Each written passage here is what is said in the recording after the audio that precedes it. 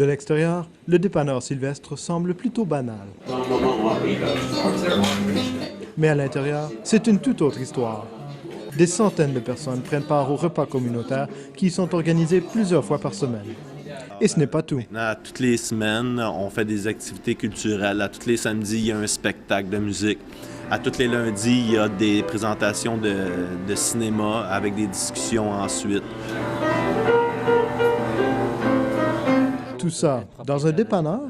Copropriétaire d'un dépanneur. Tu m'aurais dit ça il y a 5 ans, je t'aurais dit d'où c'est que tu viens, toi, tu sais. Puis c'est une surprise dans le sens que on se rend compte que c'est un peu la suite de logique de ce qu'on faisait à ce moment-là, parce qu'on avait une espèce de réseau d'entraide spontané là, à partir d'urgences sociales qui se vivaient. Puis à un moment donné, ça prenait quelque chose, ça prenait un lieu de rencontre. La trentaine de fondateurs organisaient déjà des repas partage entre eux, mais ils cherchaient un lieu ouvert où tous seraient les bienvenus.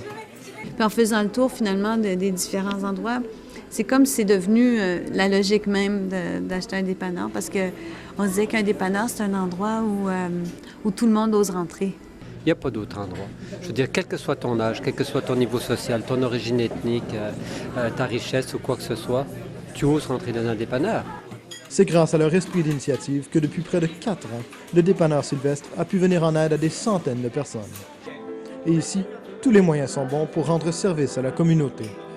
Il y a le marché solidaire du samedi, où les gens peuvent se procurer à rabais des produits biologiques et équitables de toutes sortes, la boutique de vêtements d'occasion, et bien sûr, il y a les multiples repas à contribution volontaire, dont le célèbre brunch du dimanche matin.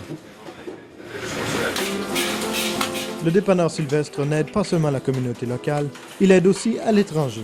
Tous les mercredis, on fabrique les biscuits pour l'AIPE, l'Aide internationale pour l'enfance, une association qui enlève les enfants de l'esclavage et tourisme sexuel ou des choses comme ça. Il y a 8 petits garçons et 3 petites filles qui vivent grâce aux biscuits. Là. Fait que c'est connu à travers un peu. Là.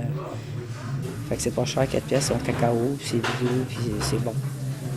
Puis ça aide des enfants à vivre, comprends-tu? Fait que c'est extraordinaire ce qu'ils font ici. Moi, ça va vraiment selon mon cœur. Le dépanneur Sylvestre change le monde, petit à petit. Mais il change aussi des vies. Le jour où je suis arrivé, j'étais vraiment... moi, j'étais alcoolique. Puis j'étais dans la rue complètement. Puis on m'a accueilli ici, non comme un alcoolique, mais plutôt comme un être humain qui a des souffrances, puis qui allège ses souffrances avec l'alcool. Alors, de ce moment-là, en manque de jugement, j'ai adopté la place, puis j'y suis depuis ce temps-là. C'était fermé ici, là, à un moment donné, ce soir. Puis j'étais pas loin d'ici d'une maison de répit, là, en santé mentale. Puis je me sens déprimée comme ça se peut pas, là. Je m'ennuie.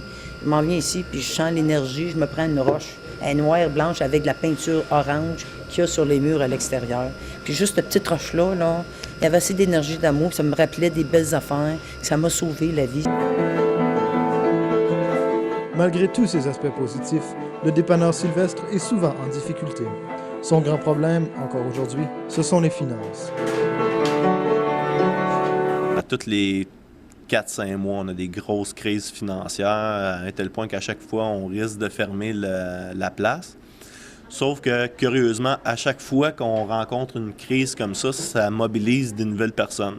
Une nouvelle génération adopte déjà le dépanneur Sylvestre.